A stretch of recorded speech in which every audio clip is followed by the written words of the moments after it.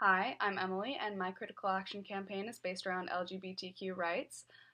In school, I wasn't necessarily educated much about the topic, but luckily I was able to gain knowledge through personal experiences.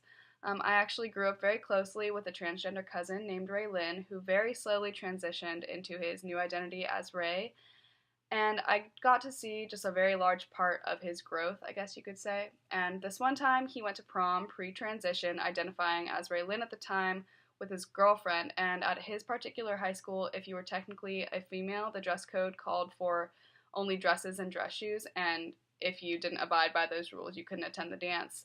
And so Ray Lynn was really uncomfortable with it at the time, but he unhappily went along with it without argument so that he didn't draw attention to himself and cause conflict due to the fact that he was transgender. And this is just one example of how Ray has not felt proper equality as a transgender man, and it was just really heartbreaking to see him go through things like that.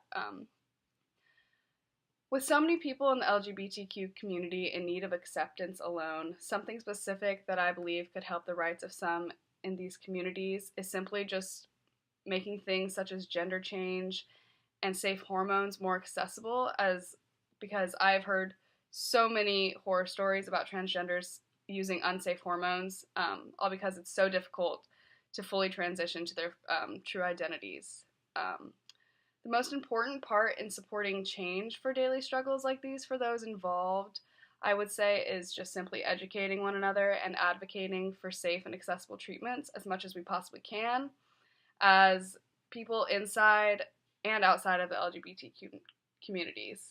I think it's important that we look out for one another.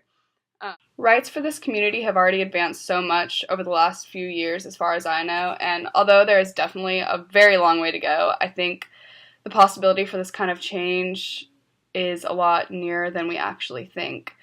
And although huge change hasn't been dramatically made, a ton of health organizations are advocating for the protection of transgender individuals that are often neglected in healthcare.